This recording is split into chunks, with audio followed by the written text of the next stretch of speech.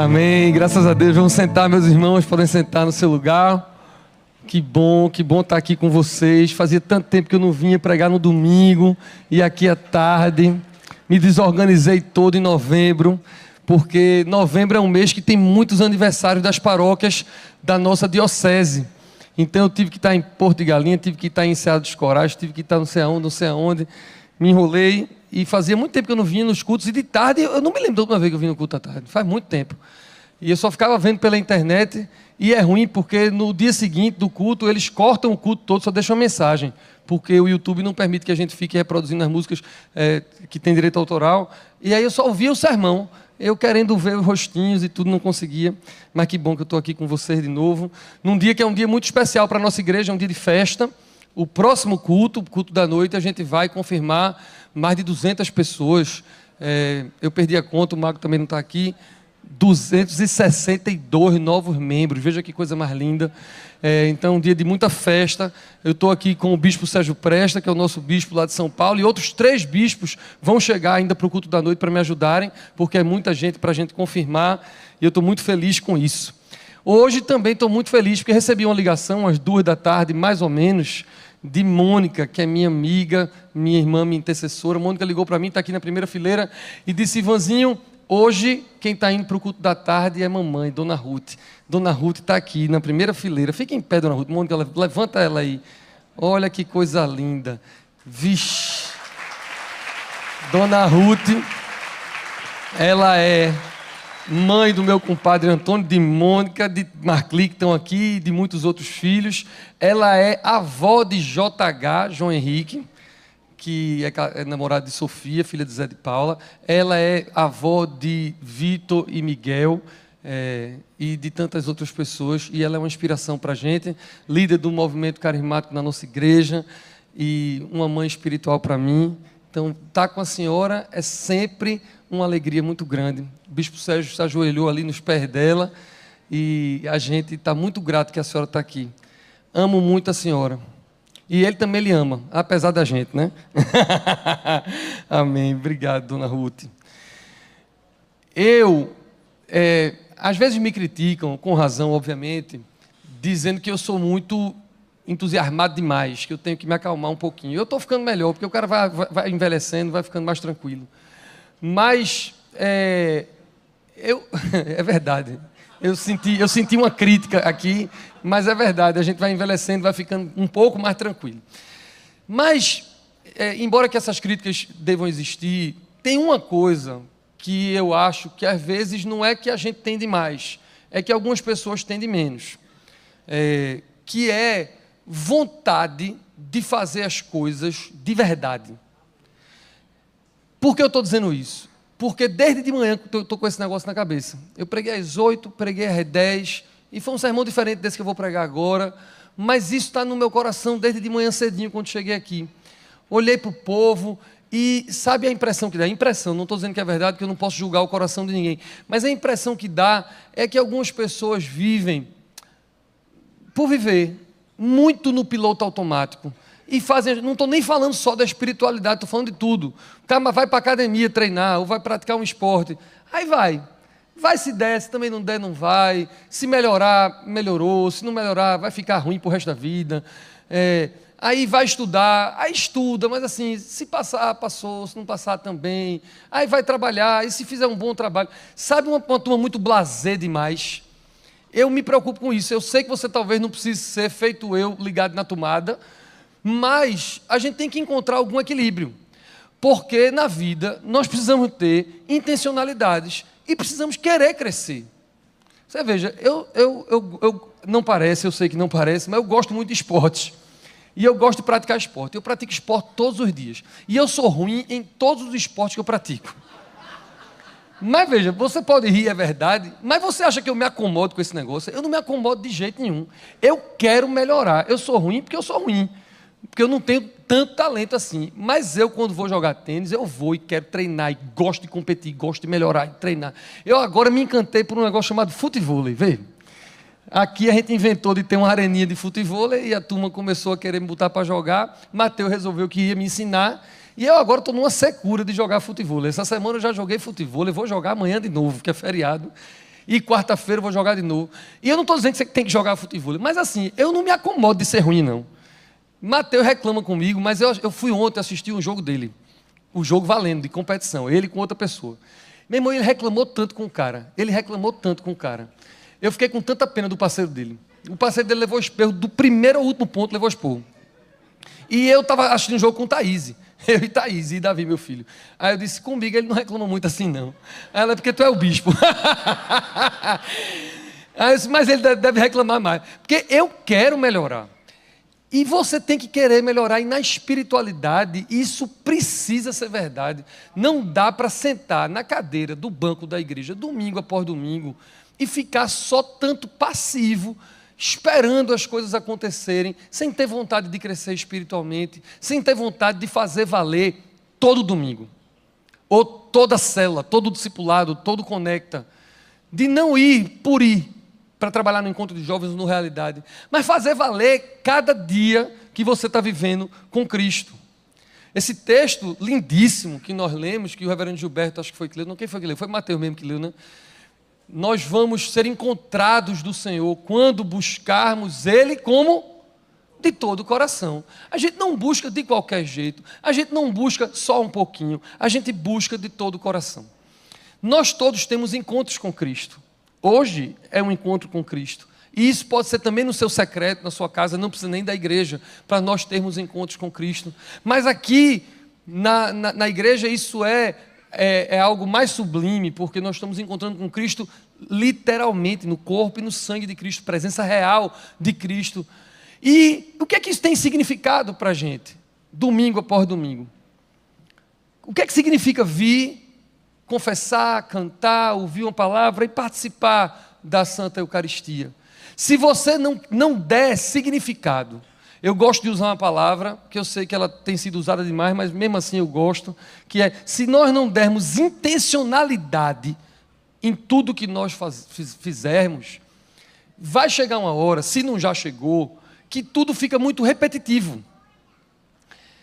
As palavras de instituição da Eucaristia são as mesmas, e você faz isso uma vez por semana, eu faço 5 vezes por semana, no mínimo.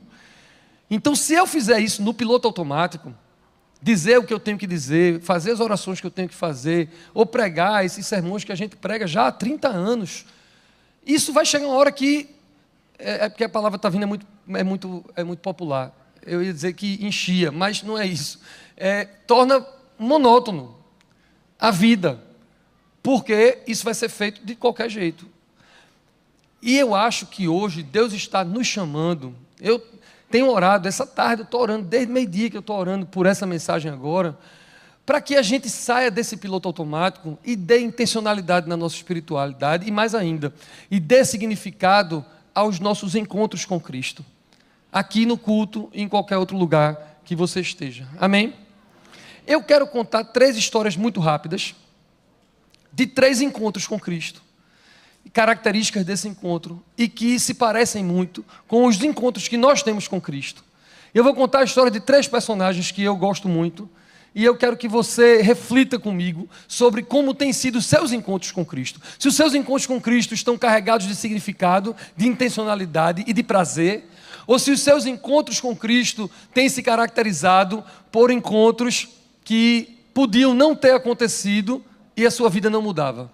Encontros que tornam-se casuais, encontros que simplesmente não mudam a sua vida. Não dá para encontrar com Cristo e não ter a vida transformada. Não dá para encontrar com Cristo e sair do mesmo jeito que entrou, como muitas vezes a gente vive. E a primeira história, que eu não vou ler, vou só contar para vocês, é a história de Jesus com o jovem rico.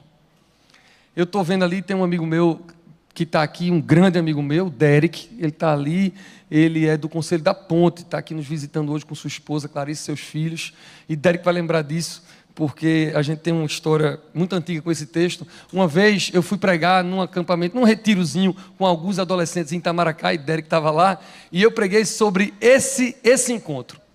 Eu preguei sobre o encontro de Jesus com o jovem rico, que chega junto de Jesus, ajoelha perante Jesus. Ele era jovem, ele era rico e ele era também governante, ele era poderoso, os evangelhos dizem. E ele, mesmo sendo uma pessoa poderosa e rica, ele se ajoelha perante Jesus, chama Jesus de bom mestre, o que não é qualquer coisa. Naquela época você só chamava de bom quem era Deus, ou seja, ele estava reconhecendo inclusive a divindade de Jesus, o que não era um negócio que todo mundo reconhecia na época, mas ele fez isso, se ajoelha, reconhece que Jesus era Deus e pergunta a Jesus o que é que era necessário para herdar a vida eterna.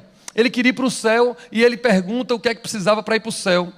E aí Jesus pergunta sobre os mandamentos e ele mente descaradamente e diz a Jesus que cumpria todos os mandamentos desde que nasceu.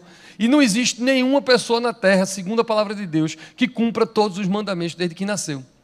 Jesus, quando pergunta a ele sobre os mandamentos e ele diz assim, eu cumpro todos, Jesus, na verdade, estava revelando o coração dele, que era um coração orgulhoso, e era um coração religioso, que dizia que cumpria todas as regras, provavelmente cumpria as regras exteriores, as regras que todo mundo vê. São as pessoas que vêm para a igreja, e aqui se comportam bem, aqui não falam palavrão, aqui levantam a mão para adorar a Deus, e quando estão no espaço público ou no Instagram, está tudo certo, posta até versículo, e não posta foto sem camisa, mas no interior, por dentro, são pessoas que são podres. Não existe uma pessoa que cumpra tudo, como esse jovem rico dizia. E Jesus sabia que não era verdade, ele estava se enganando, querendo também enganar Jesus. E ele pergunta, o que mais eu vou fazer, se eu já cumpro todas as coisas? E Jesus quer mostrar para ele que não era uma questão de adição, era uma questão de substituição. Não era o que mais ele tinha que fazer. Ele tinha que tirar aquele orgulho do seu coração. E aí Jesus usa uma expressão nesse texto, no Evangelho de Marcos, que é a coisa mais linda do mundo. O texto bíblico diz que Jesus o amou e disse, vende tudo o que você tem e me siga. Jesus o amou primeiro e disse, vende tudo o que tem e me siga. E a Bíblia diz que ele se retirou triste. Logo ele, que tinha dito que cumpria todos os mandamentos, ele se retirou triste. Aí eu tenho uma tese, que vai valer para o resto do sermão todo. Ele não precisava ter ido embora triste. Ele tem direito de ficar triste, mas ele não precisava ter ido embora triste. Ele podia ter ficado triste e ter dito, Jesus, eu não aguento não vender tudo que eu tenho não. Eu já entendi o que o Senhor quis dizer, eu não cumpro todas as coisas, eu não sou tão bom quanto eu acho que sou, ou quanto eu digo que sou, mas me ajude.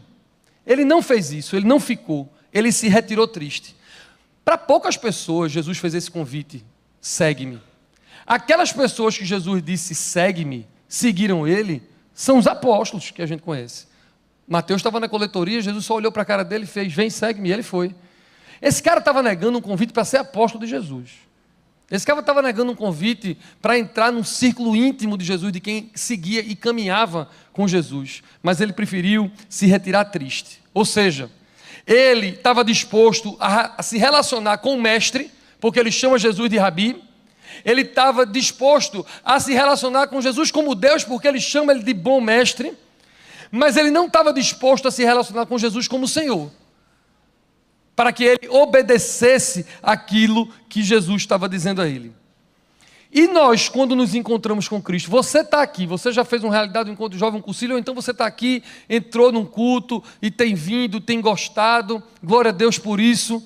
Você está disposto a se relacionar com Jesus como um bom mestre, que tem ensinos morais bacana, que fala de amor e que fala de coisas bonitas? Você está disposto a isso? Amém. Você está disposto a se relacionar com alguém que é Deus, que pode fazer milagre, que pode lhe levar para o céu? Amém também. Mas a pergunta é se você está disposto ou está disposta a se relacionar com alguém que é Senhor da sua vida e, portanto, pode perguntar e pode pedir algumas coisas que você não quer. E você veio para cá hoje para ouvir isso. Irmãos, vá por mim que eu não quero fazer o que eu vou fazer agora não, mas vou fazer. E se Jesus pedir a sua vida? E se Jesus pedir a sua saúde por um tempo?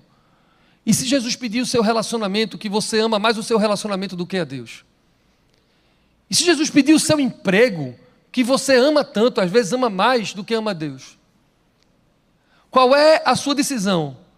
Você vai se retirar triste? Você vai entregar a Jesus todas as coisas? Eu não sei qual é a sua resposta. E eu nem estou dizendo que você é obrigado a estar pronto para entregar o que Jesus vai pedir a você hoje. E deixa eu dizer um negócio a você. Jesus vai pedir algumas coisas a vocês. Mas eu quero dizer só uma coisa nessa história. Ainda que você fique triste, ainda que Jesus revele o seu coração orgulhoso, como revela o meu, não vá embora triste. Diga a Jesus que precisa de ajuda, que Ele vai ter paciência com você. Eu posso não ter, porque eu sou bandido. Mas Jesus é um bom pastor, melhor do que eu. E Ele vai ter paciência com você. Amém? Quero contar de um segundo encontro. O segundo encontro é de Jesus com Judas. Todo mundo sabe quem era Judas. Todo mundo já ouviu falar daquele que traiu a Cristo, daquele que era ladrão desde o princípio. Mas antes de a gente saber que ele era ladrão, e antes de ele trair Jesus, ele foi íntimo de Jesus. Ele fez parte dos 12. Ele participou dos milagres, das curas, da multiplicação dos pães, ele estava lá. Quando Jesus transformou água em vinho, ele estava lá.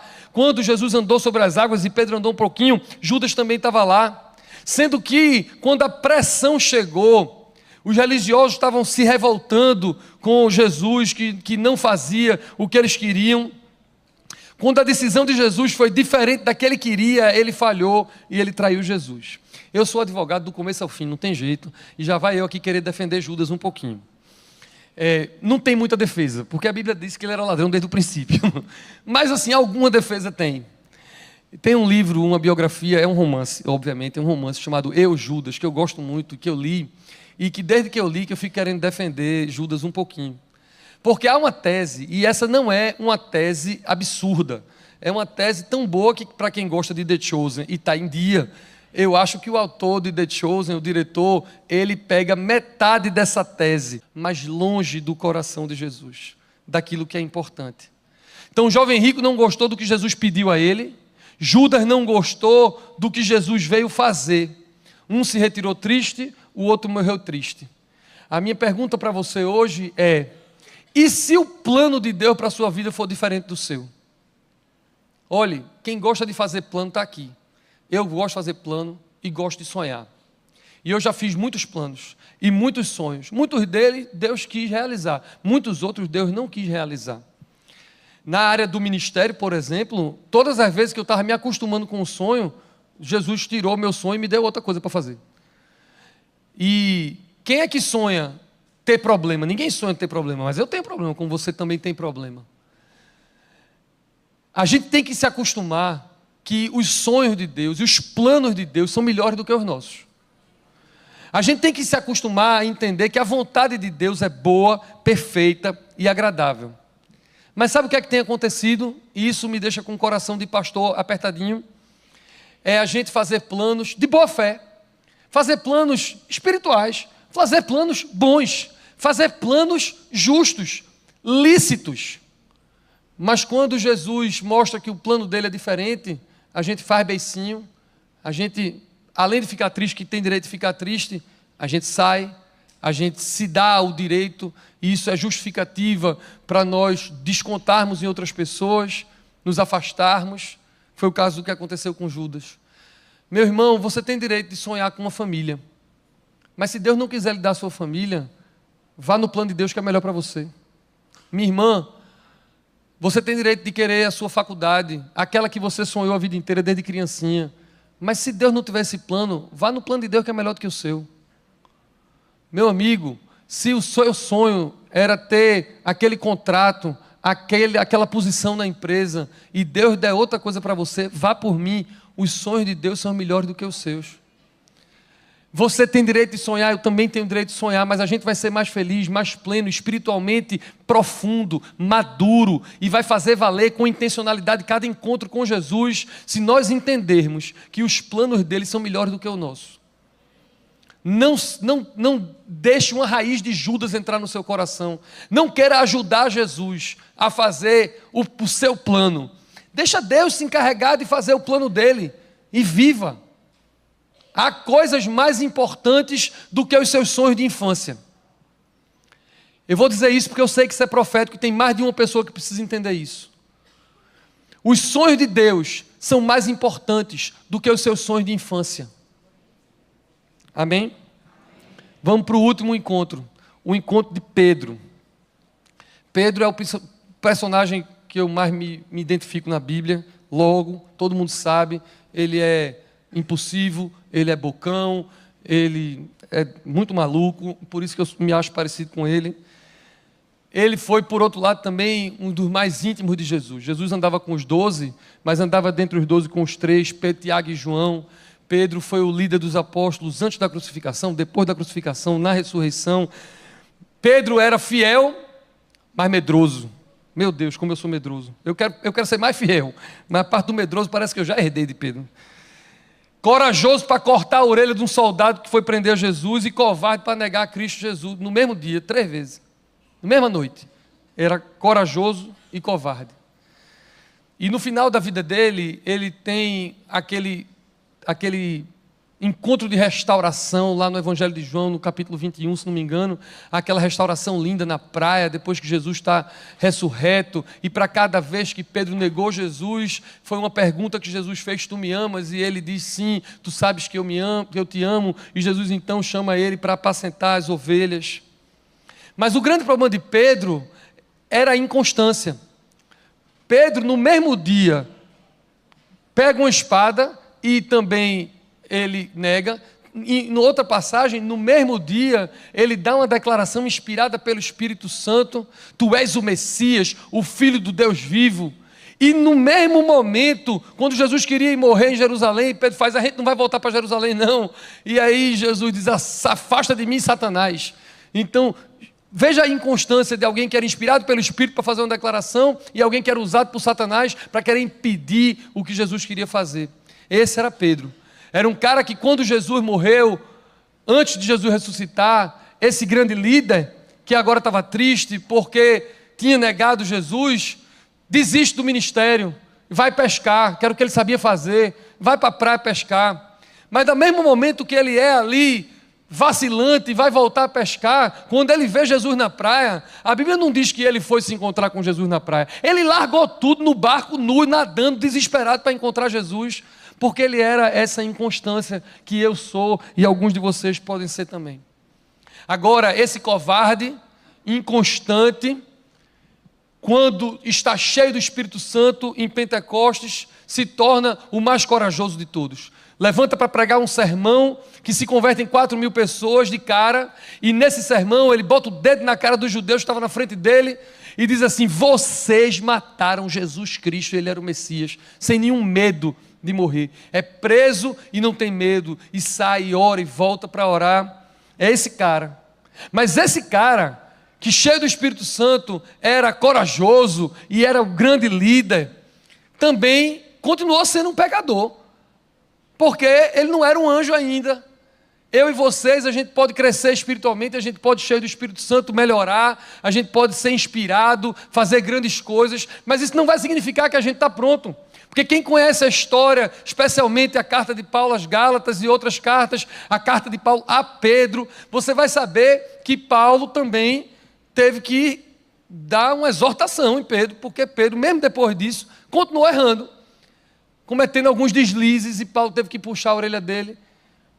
Pedro era essa inconstância. E a gente, às vezes, é assim também. Eu não sei como é que está o seu encontro com Jesus. Não sei se você é constante, se você é inconstante. Claro que a gente quer ser constante o tempo todo. A inconstância é quando todos nós temos certo grau de inconstância, porque nós somos pecadores. E a gente sobe nas montanhas, de vez em quando a gente vem para uns vales, e isso é relativamente natural. O ruim é quando a sua espiritualidade, meu amigo e minha amiga, é assim, é de vale e monte, vale e monte, vale e monte o tempo todo. A gente precisa espaçar um pouquinho mais essa inconstância. A gente precisa ser um pouco mais sereno. De manhã eu preguei sobre isso. A gente precisa ser um pouco mais equilibrado. A gente precisa ser um pouco mais feito Jesus de Nazaré. A minha pergunta nessa mensagem para você é: esses encontros que você está tendo com Cristo, esse encontro que você está tendo com Cristo hoje, aqui, enquanto a palavra dele é pregada e quando você estiver se preparando para a Eucaristia, qual é a diferença que isso está fazendo na sua vida? Ou você está vindo no piloto automático? Qual é a intencionalidade? Diferente do jovem rico, eu aconselho você a estar disposto a ver Jesus mais do que um mestre. Cada culto, hoje, domingo que vem, e se você for para algum culto no meio do caminho, cada encontro, cada reunião, cada devocional, cada leitura bíblica, cada oração antes de dormir, cada oração quando vai acordar, cada tempo que você tem, eu aconselho a que você faça isso de todo o coração. Eu aconselho a que você faça isso com vontade. Eu aconselho que você faça isso se encontrando de fato com Jesus, olhando nos olhos dele. E não ele como um mestre, alguém que está muito longe de você. Deixa ele ser o teu Senhor de verdade.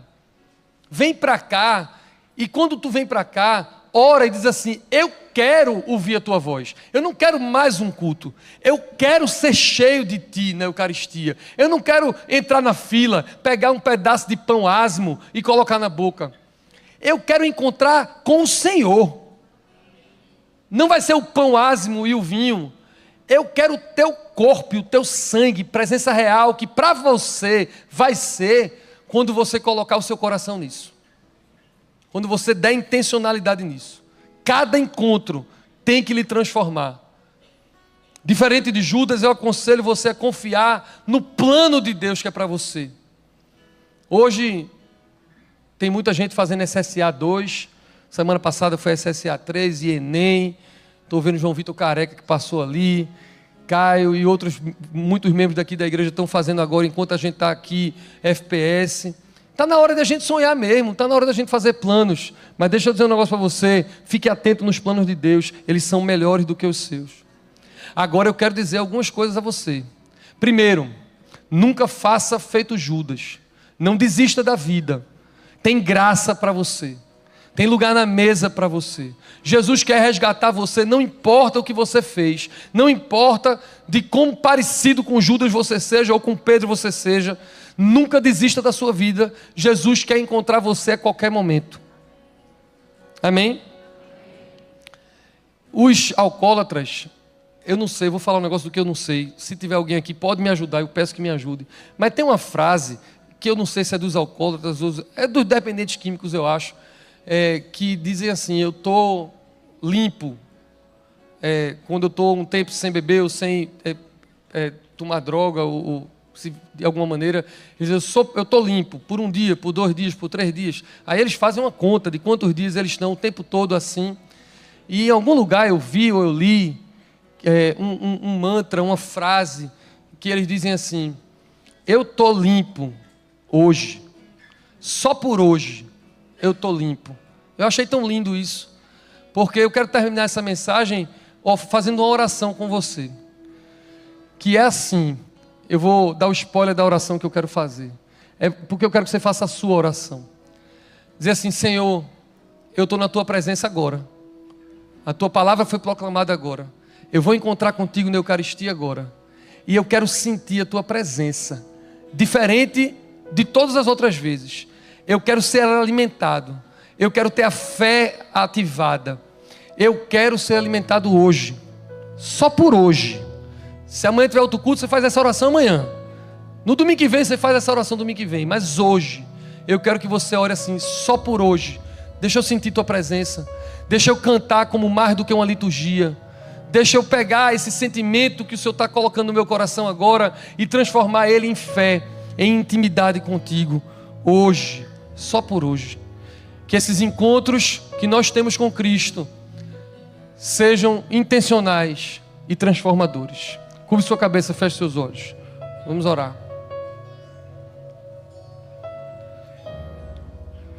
Senhor, nós não somos um grupo de pessoas, de um clube, associados, e que por pressão da mini sociedade nos encontramos nos cultos nos domingos. Nós não somos, Senhor, membros de uma sociedade secreta que cobra a presença. Nós somos a tua igreja. Nós somos os santos que se reúnem na Catedral da Reconciliação. Nós somos homens e mulheres que estamos sentados ao redor do fogo da tua presença. Homens e mulheres que estamos querendo ouvir a tua voz na tua palavra proclamada. Nós somos homens e mulheres e jovens e crianças que queremos nos alimentar no teu corpo e no teu sangue, porque a tua palavra diz que aquele que comer do teu corpo, beber do teu sangue, tem parte contigo. Nós não queremos viver uma vida de piloto automático, uma vida qualquer, de qualquer jeito. Nós queremos colocar o nosso coração aqui hoje diante de Ti. Pega o nosso coração, transforma, tira o coração de pedra e dá um coração de carne. Faz-nos sair daqui edificados, hoje, só por hoje, sentir a Tua santa presença. Nós oramos, Senhor, faz o Teu querer em nós, não o nosso querer, o Teu querer. Vem com o Teu Espírito Santo como um vendaval nessa igreja e faz o Teu querer, e faz-nos alegrar-nos com o Teu querer, ter prazer no Teu querer e na Tua vontade, em nome de Jesus, amém.